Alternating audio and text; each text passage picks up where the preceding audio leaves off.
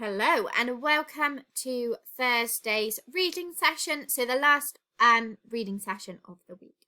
Now today we are still going to look at chapter 7, but it should be loads easier because you should be really familiar with what happens in chapter 7 already. But like always, it is up on the website if you need to go back and refresh or find some things.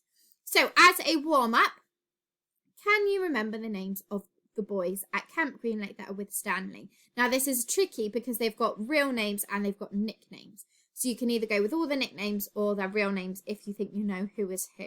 So as just a warm up to get your brain going, have a go. How many can you write down in your book? Okay, so we're going to have a little go at this question and then we're going to move on to some other things. So he felt like he was digging his own grave is a quote that is in chapter 7. Now, my question is, what does this quote about Stanley actually mean?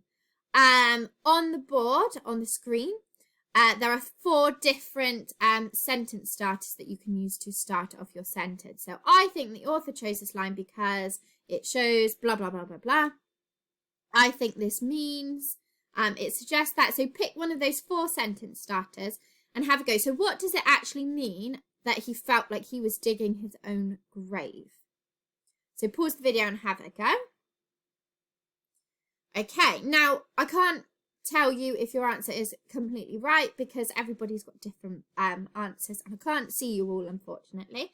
But as long as your answer makes sense. So if you feel like you're digging your own grave, he might have felt that he was in so much pain that he was going to die.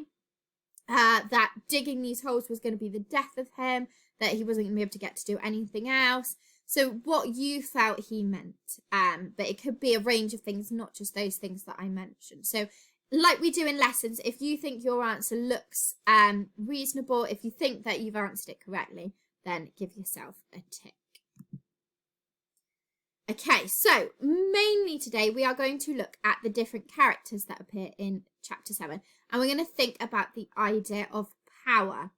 So I want you to have a think before we move on. What does it mean if you have power? Now remember, we did do a jigsaw lesson in school about having power and how different people have power in different ways. So maybe you have power of information, power of fear. So what does it mean to have power? Think back to that jigsaw lesson if you need to remind yourself.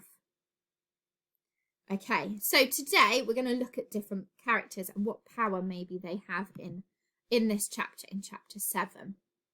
So what I want you to do is have a think about these questions. Who has power?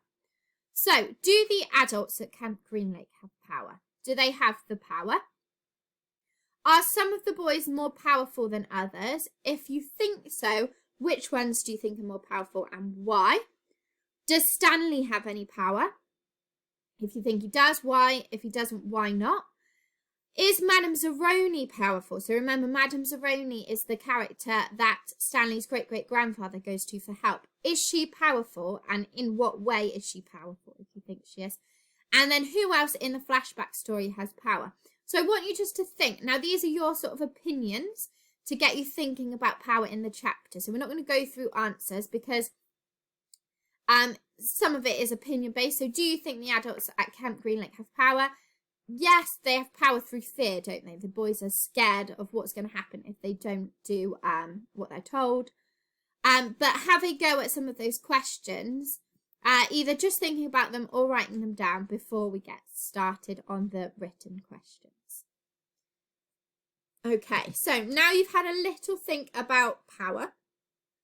There is an independent activity that is saved on the website under the resources part of the section, which is asking you to explain how or why each of the given characters has power over someone or something. So they might have power just over something. They might control an object, or they might have power over somebody else. So you're given the characters and you need to write an explanation as to how or why they have power. Again, think back to the jigsaw lesson that we did on power in school to remind you what different ways can people have power or hold power over people. The chapter 7 is on the website to have a look at if you need to go back and recap and get some evidence or to give you some ideas. Once you've done that, there's a challenge question on the screen that you can have a go at writing. So how would you feel if you had been sent to Camp Greenlake and why? So if you need to leave that question up while you do your independent questions, then that is fine. Don't forget to send us some pictures of the fantastic answers that you've got to show off, to celebrate. And that is it for reading this week once you have done these questions.